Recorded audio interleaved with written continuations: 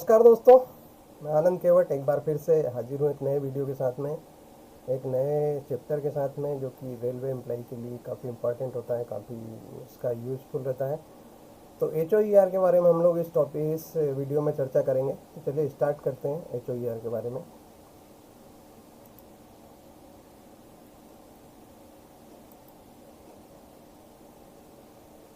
तो दोस्तों HOER जो कि 2005 में इसका नाम चेंज कर दिया गया था। इसका नाम पहले इसको hours of employ regulation act 1931 कहते थे, लेकिन 2005 में इसका नाम कर दिया है hours of work and period of rest, HWPR 2005 के नाम से इसको जाना जाने लगा।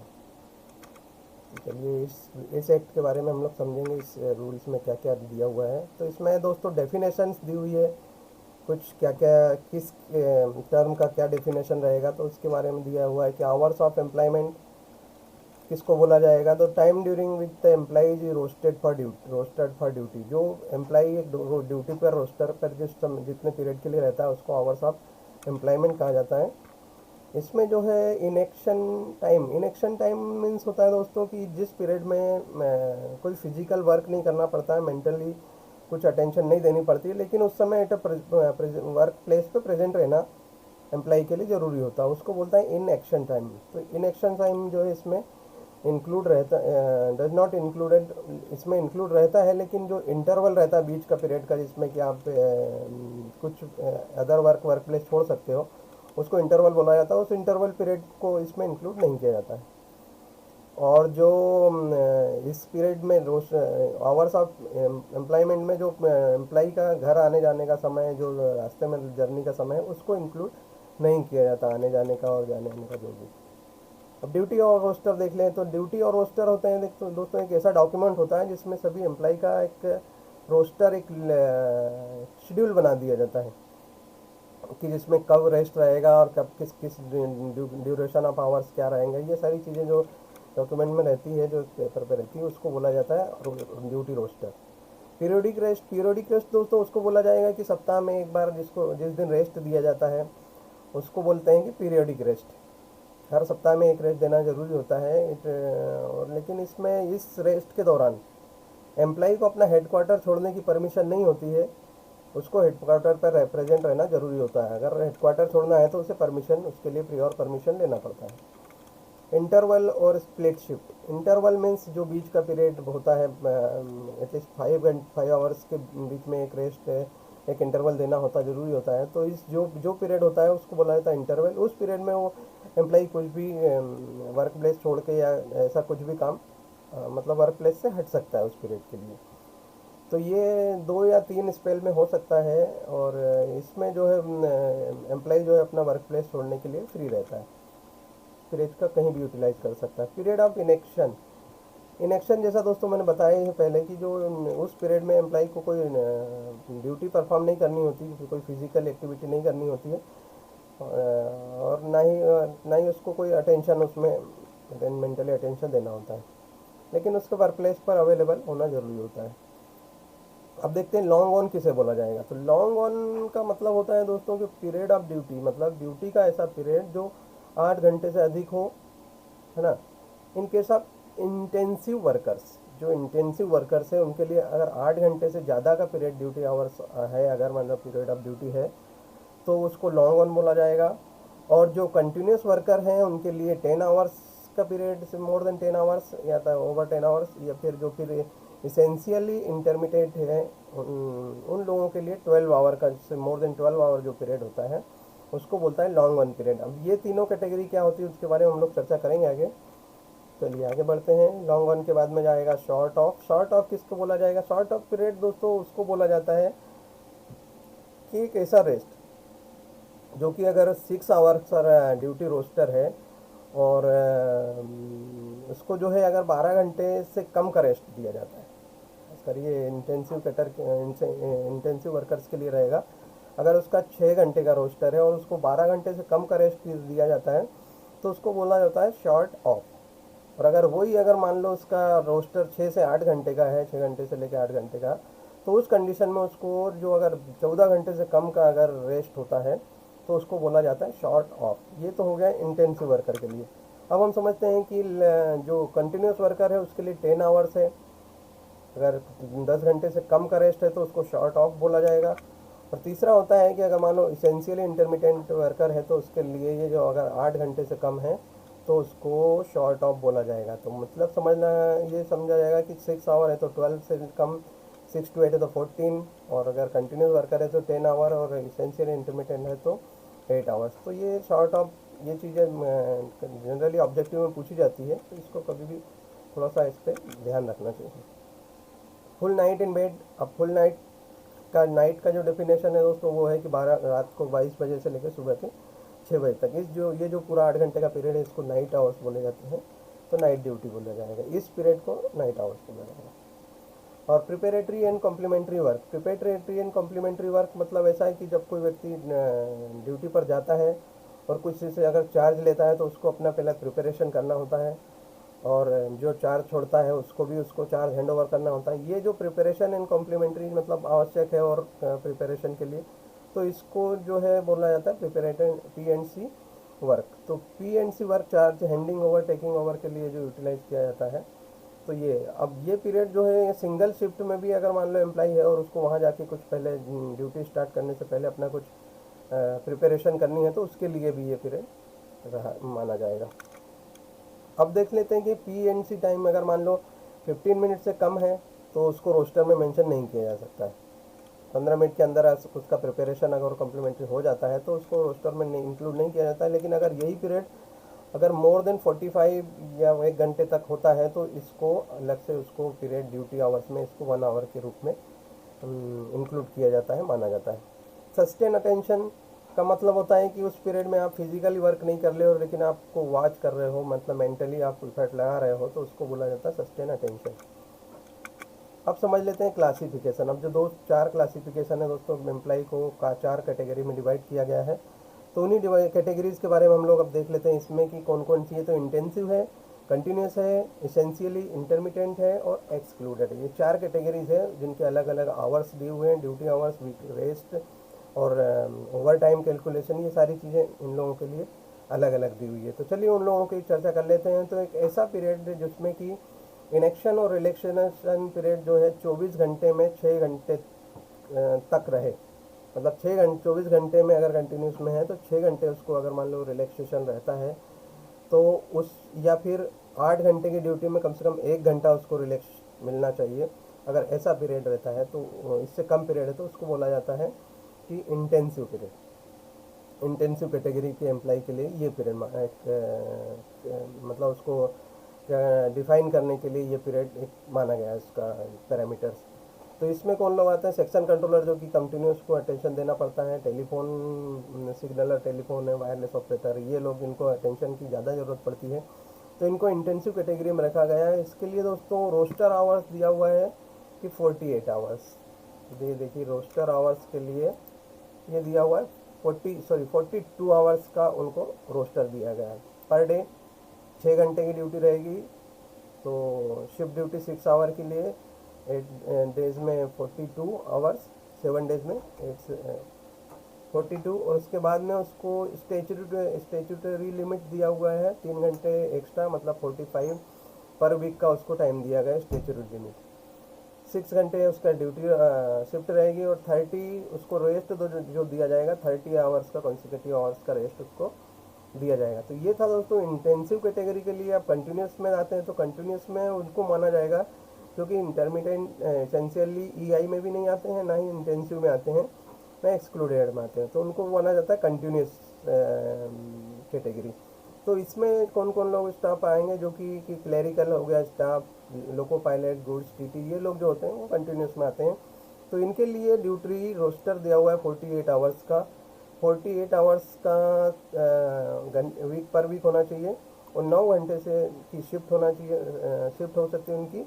और ये जो स्टेचुटरी लिमिट है वो 54 आवर्स है इन अ वीक, और 30 आवर्स का एट रेस्ट उनको दिया गया है। जो कंसिक्यूटिव आवर्स है उसके 30 आवर्स का रेस्ट दिया गया है। अब समझ लेते हैं essentially intermediate the staff duty and intermediate nature. मतलब उसको उतना अटेंटिव रहने की ज़रूरत नहीं पड़ती, बीच बीच का काफ़ी टाइम उनको रिलैक्स में चला जाता है। जैसे गेटमैन हो गया, एक गाड़ी गई दूसरी गाड़ी आने में अगर काफ़ी समय है तो उस बीच में वो रिलैक्स हो सकता है, कुछ दूसरी तरफ अपना मतलब वर्क प्लेस से साइड के कुछ और अपना रिलैक्स कर सकता है, तो उसको बोला जाता है इंटरमीडिएट नेचर का। वेटिंग रूम वाला जो अटेंडेंट है वो वेटिंग मतलब सिर्फ अटेंड रहना है उसको वर्क प्लेस पे, बाकी उसका ऐसा फिजिकली कोई और मेंटली वर्क नहीं होता है। गेटमैन, बेयरर, तो इनका जो है 12 आवर का ड्यूटी रोस्टर दिया हुआ है, ड्यूटी शिफ्ट दी हुई 12 आवर की। इस तरह उनके हो जाते हैं 6 दिनों में हो जाएंगे, घंटे हो जाएंगे इनके 72।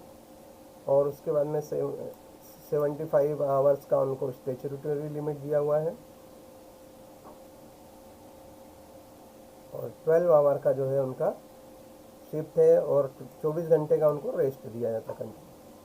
एक्सक्लूडेड कैटेगरी आती है। एक्सक्लूडेड मतलब इन जो तीनों कैटेगरी में जो एम्प्लॉय नहीं आते हैं, उनका कोई ड्यूटी रोस्टर नहीं होता है, उनका कोई ड्यूटी टाइम नहीं होता है, उनको बोला जाता है एक्सक्लूडेड कैटेगरी, जिसमें कि सुपरवाइजर स्टाफ जनरली आते हैं, हेल्थ मेडिकल स्टाफ आता है, कॉन्फिडेंस कैपेसिटी वाले, स्टेनो, मेट्रोन, सिस्टर्स, उसके बाद असिस्टेंट सर्जन।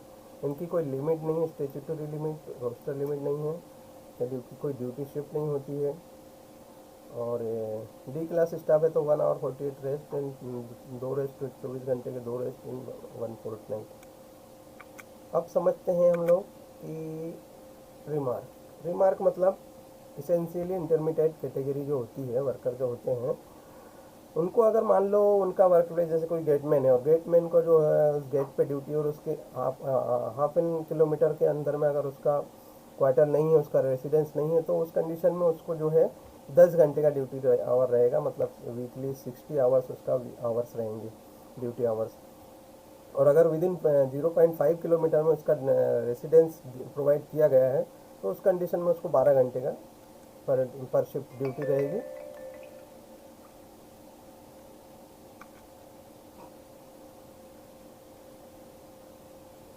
अभी हम लोग अब हम देख लेते हैं इसमें पेमेंट ऑफ ओवर टाइम का कैलकुलेशन किस तरह किया जाता है, उसके बारे में समझ लेते हैं थोड़ा।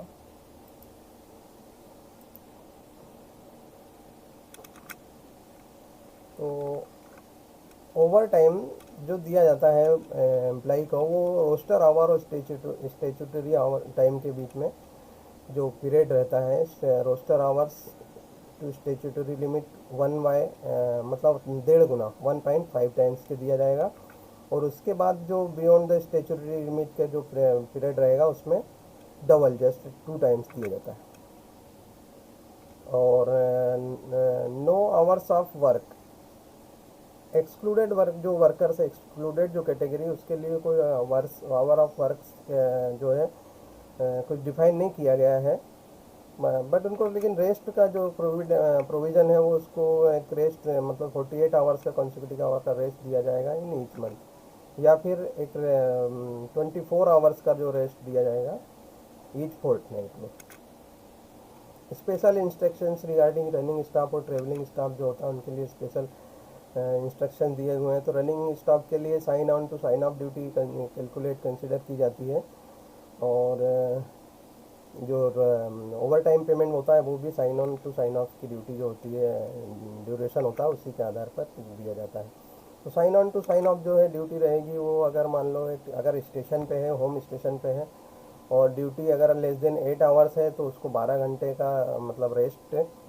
और अगर आउट स्टेशन पर जाते हैं तो 6 घंटे का उसको 6 घंटे का उसको रेस्ट दिया जाएगा। और अगर 8 घंटे से ज़्यादा होती है ड्यूटी, 8 स्टेशन है तो उसको 16 आवर, और अगर आउट स्टेशन है तो उसको 8 घंटे का रेस्ट दिया जाएगा। For duty less than 5 hour, अगर मान लो आउट स्टेशन है और 5 आवर की ड्यूटी हुई है, तो उसको रेस्ट के लिए जितना ड्यूटी हुआ है, मतलब मान लो अगर 4 घंटे ड्यूटी हुआ तो 4 घंटे ड्यूटी प्लस 1 आवर का रेस्ट दिया जाएगा। अगर 4.5 घंटे हुआ तो 4.5 घंटे प्लस 1, मतलब ड्यूटी आवर्स प्लस 1 आवर का रेस्ट दिया जाएगा। और इस टाइप से उसको ड्यूटी का उसका sign on to sign off duty का बारे में बताया गया है। अगर सेंटिंग स्टाफ है और सबअर्बन ट्रेन बलास ट्रेन के लिए है, तो will not be eligible for liberalise headquarter rest के लिए, उसके लिए लिबरलाइज नहीं रहेगा वो एम्प्लाई।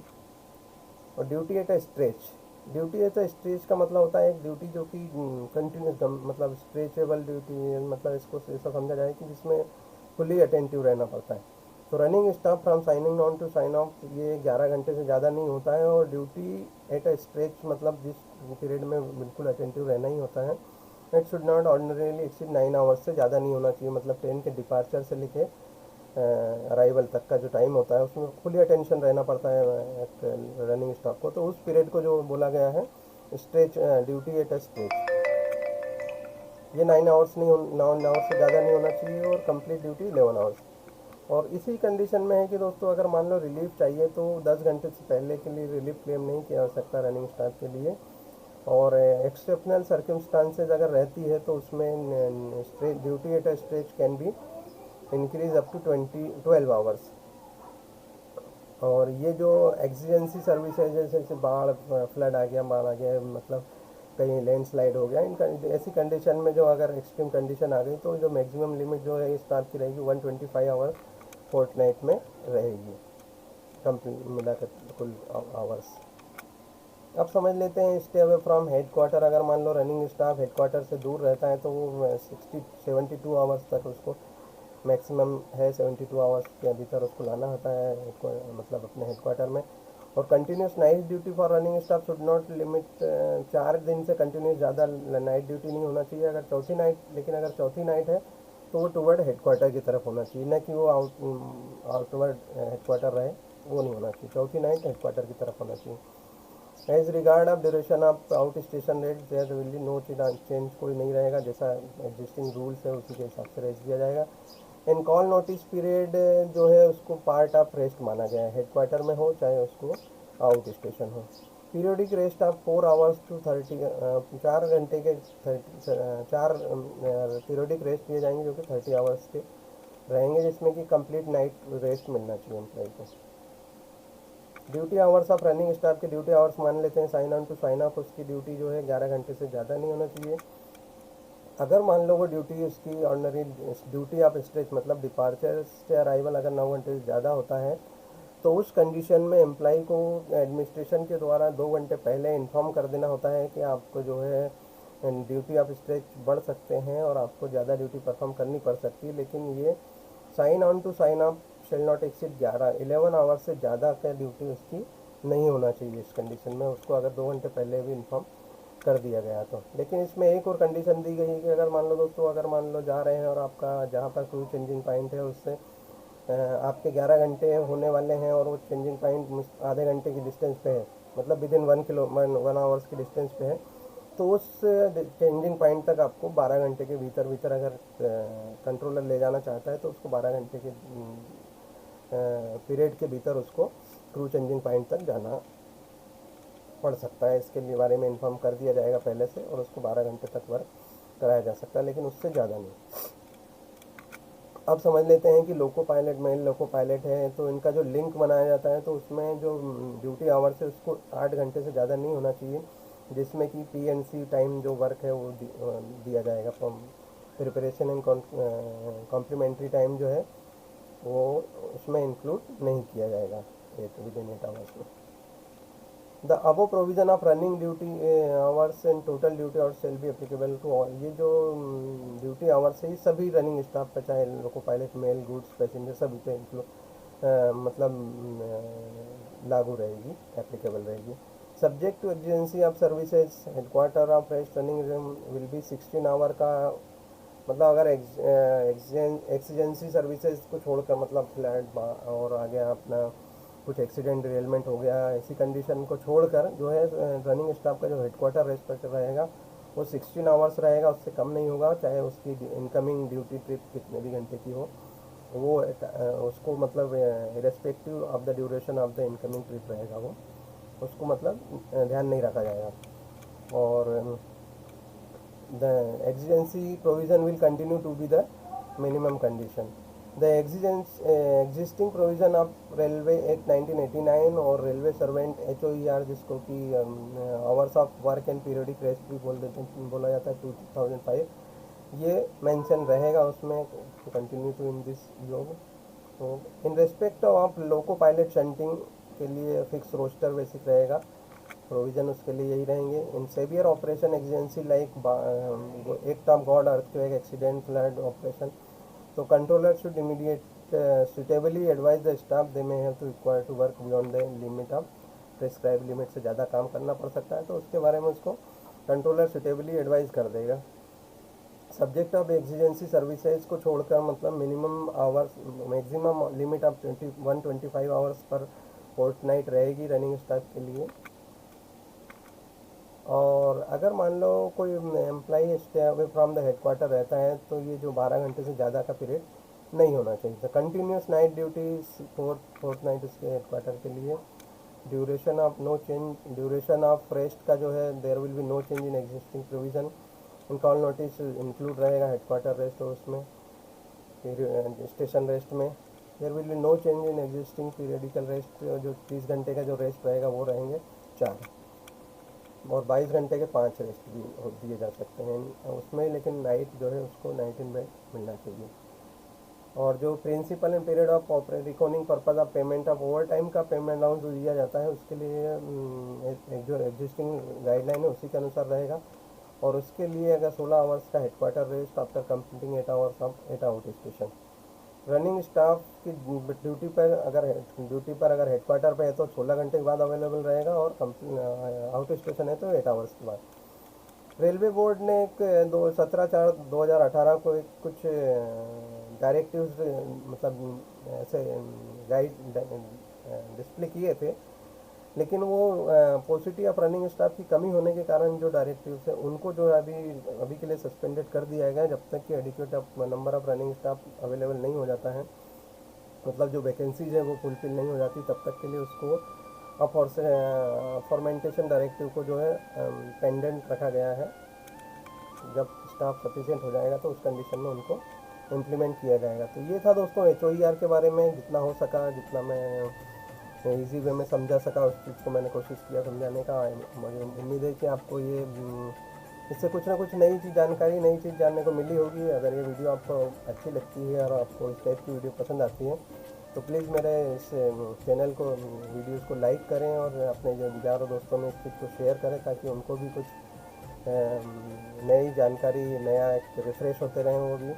और अगर मान लो आगे तक आपने चैनल को सब्सक्राइब नहीं किया तो सब्सक्राइब कर दें ताकि मुझे भी मोटिवेशन मिलता रहे नई वीडियोस बनाने के लिए। तो ये था दोस्तों HOER के बारे में सारी जितनी कुछ मैं जानकारी दे पाया, जितना मैं समझ सका उस चीज़ को। तो चलिए दोस्तों, मिलते हैं नेक्स्ट वीडियो के लिए। अगर इसी टाइप की वीडियो के लिए आपको जुड़े रहना चाहते हैं तो मेरे चैनल को सब्सक्राइब कर लीजिए, और मिलते हैं नेक्स्ट वीडियो के लिए। और आप लोगों को सभी को जिन्होंने इस वीडियो को देखा उन लोगों को बहुत बहुत धन्यवाद, थैंक यू वेरी मच।